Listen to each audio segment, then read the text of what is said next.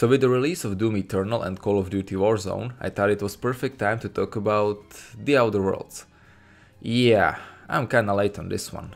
But now that the game has been out for a few months, I had time to properly form my opinion on it without being blasted by 10 articles and videos daily, calling it a masterpiece, of which I'm guilty as well. Now don't get me wrong, I still think it is a good game and every fan of single-player RPG games should at least try it out, but there are a lot of things that didn't work, and I want to talk about them today. If I had to describe The Outer Worlds in one sentence, it is a great concept with a lot of unused world, lore and story potential that was never fully realized due to lack of resources. Now I understand that a lot of people are going to defend it by saying that it is an AA game with lower budget, and while that is true, it's still sold for $60, just like Red Dead Redemption 2. And if you want to tussle with the big boys, I think it is only fair that you get compared to them. And while a lot of its problems could be fixed by higher budget, there are things that couldn't. And let me start off with one of them, main story. I will be spoiling most of the main plot, so if you still haven't played Outer Worlds, you can skip ahead, or even better, play the game if you can. Alright, so main story sucks. Its only purpose is to move you from point A to point B, where you can go and do much more interesting side content. Your main goal is to unfreeze Hope's colonists, and you know that from the beginning, so naturally I expected something more after I did it. But no, there is nothing beyond that. You unfreeze colonists, and that's it. I thought that after getting colonists back, we would actually get to meet them, see their reactions to Halcyon, and then try to save and rebuild it. But instead, everything that happens after that is told to you through ending slides. Well, let's compare it to Fallout New Vegas. Your main goal is to find out who shot you and why. And after that, you are thrown into an all-out war for New Vegas. Now imagine if the game ended after you dealt with Benny, and fate of Vegas would be told to you through ending slides, depending on your previous choices, without any faction quests or battle for Hoover Dam. That would suck. What was the point of setting up a huge food crisis 2/3 into the game if it gets resolved without your input? Why set up a sequel bait by saying that Earth is not responding and then show us what happens in upcoming decades during your leadership? Only way I could see this work is if your character sends someone to investigate Earth, but if they don't go with that route, I don't see the point. Even your journey to save Hope is pretty simple. You just have to find more chemicals for Wells, move Hope to Terra 2, and then you save him from prison. That's about it. Your other option is to side with the board, but I have multiple problems with them as well. I don't like how bad they are, and that there is no grey side to their actions. Phineas is, let's say, neutral, or at least not bad, and Board is evil. Those are our only options. There is no clash of morals with both sides having reasonable arguments. Board just wants to keep Byzantium going and sacrifice everyone else under the disguise of their lifetime employment program, while Phineas wants to save the colony with Hope's brilliant minds. There is no moral dilemma here. Outside of doing a bad guy playthrough, I don't see any reason for anyone to side with the board. I mean, one of the first missions you get from them is town genocide. All they need is a giant neon sign about Sophia saying evil. Once again, I have to use New Vegas for comparison. You can choose NCR. They will keep New Vegas safe, but tax the shit out of it. Yes Man for Anarchy, Mr. House for Anarchy with style, or go full evil with Legion. Imagine if you could only choose between Mr. House and Legion. That is how Phineas and Board feel. Also, unless you go out of your way to betray scientists at Groundbreaker, Board has no presence at all. They get introduced like 2 hours before the end, so there is no build up to Sophia as a villain. I would have preferred Rockwell instead. He seemed like a fun bad guy from the promotional material you see in his office, plus you know about him from the start. Unlike Sophia, who appears out of nowhere. Why not show her to us during opening cutscene where you see her hunting Phineas, or why not make her Board's representative on Groundbreaker, who travels between the ship and Byzantium? I do appreciate all the choices you can make during main story, but the overarching plot is weak. While on topic of choices, I'd like to talk about the so-called third choice that is not only prevalent in Outer Worlds, but in most RPGs where you can make decisions. During my time with the game, I also played The Sinking City, a Lovecraftian horror game where you play as a detective trying to solve mystery behind city's madness. Each chapter is a separate case where you have to pick one of 2 choices at the end. What I really liked is that choices were never black or white, each had its positives and negatives, and you always had to choose one of them. There was no middle ground, and someone was hurt by your decisions. Just as an example, in one of first cases, you have to decide if you want to bring mad researchers back to surface, or if you would rather not risk it, because they could infect more people with their madness. But if you don't help them, they will die. So what will you do? I love that. It always took me some time to decide which outcome I wanted, and that is something I missed in Outer Worlds. Outside of main story, there is usually a third choice, where you can use a skill check, or investigate a bit more and satisfy both parties. Now don't get me wrong, I like that skills matter, but sometimes I would like to be forced to choose between 2 factions with no way of satisfying both. It does happen, but it is less frequent than I would like. But this is a thing that happens in most RPGs, and it is a topic for a separate video, so let's just move on to next thing, quest design. After you leave Edgewater, which has excellent quests and moral choices, it all goes downhill. Usual quest structure is something like this. You talk to a person, exchange a few witty one-liners, go from point A to point B, shoot same things over and over again, pick up something or mash some buttons and go back. Sometimes instead of picking stuff, you talk to another person, use a skill check on them, exchange even more witty one-liners, and that person might send you to shoot things and pick more stuff. And that's about it. 90% of quests follow this same structure with nothing to break it up. No ambushes, plot twists or unique enemies. And there are plenty of opportunities to make them more interesting. For example, in one quest you have to fix an old printing press. Instead of just making it work and coming back to the quest giver, while there you could find an old article talking about the failed expedition into caves or something, and that could spiral into another quest chain, unrelated to your original quest. There are no chains like this one, everything is simple. You take a quest, complete it, and take another one. Remember when in New Vegas you were asked to find Heike Gunderson's son, and it spiraled into you helping cannibalistic casino society find a replacement for him? That is something I miss in Outer Worlds. Now, writing is solid and quests sound interesting on paper,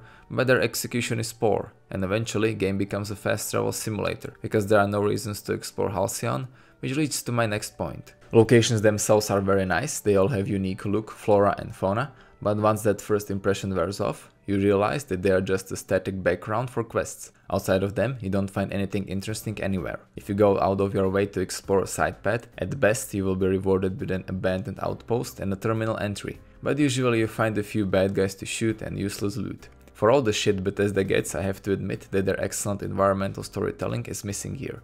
Once I discovered that, I stopped bothering with any exploration and just went from point A to point B and didn't even take a look at some of side locations until I had a quest there. Another thing that is missing are unique weapons. Other than science guns you get during quests, you're only going to find same boring basic rifles, shotguns and sniper rifles that come in two versions. You wanna know what's the big difference? Their damage.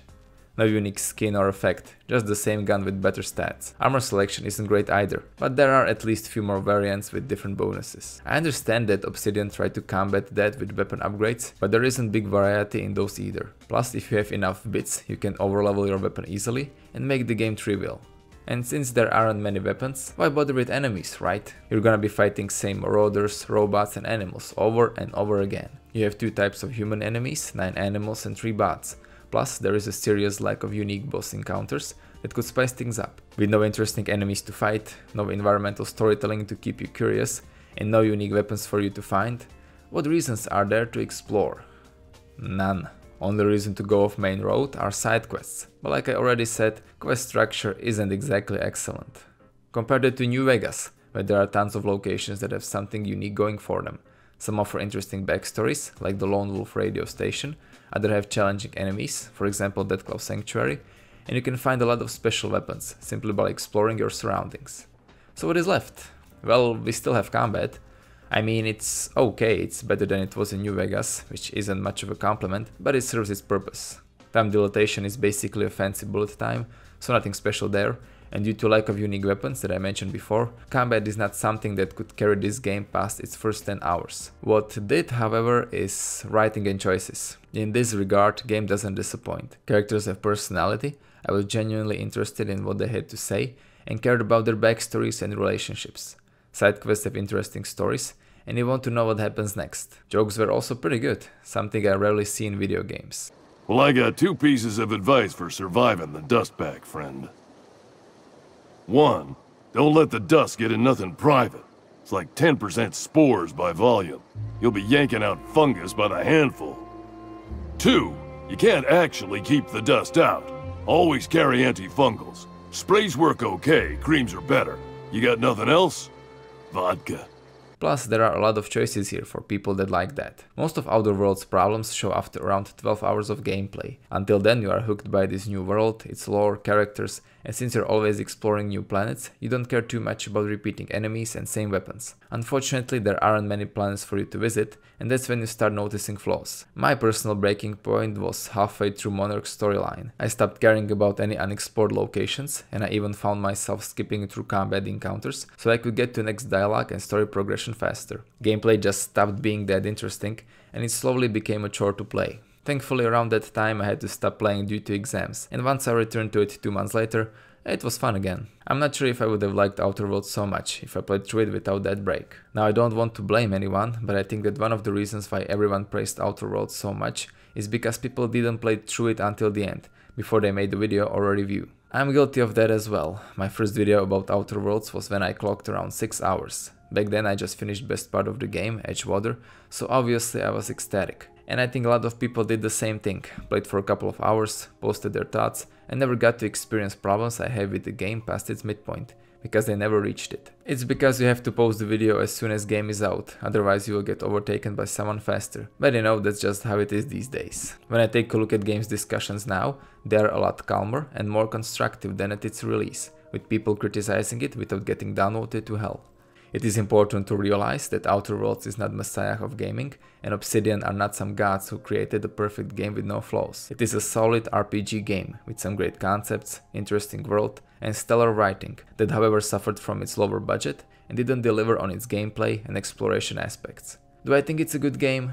Yes, but I also think that we need to look at its mistakes and let Obsidian know about them, so that way they could create a sequel that could potentially be better than New Vegas, which is still a superior game. What in the goddamn? Yippee! And yeah guys, I guess that's about it, so I hope you enjoyed this video. Like I said, I know this one is a bit late. Originally I planned to do this sort of video at the end of the year, but you know, that one didn't work out that well.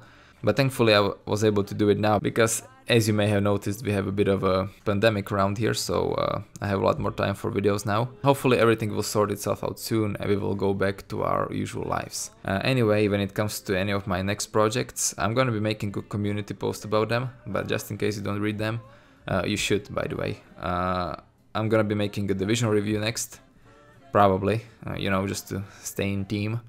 And then we're gonna take a look at Mordhau, then I want to take a look at Rainbow Six Siege, and sometimes after that I'm gonna be doing a video on Ark Survival Evolved.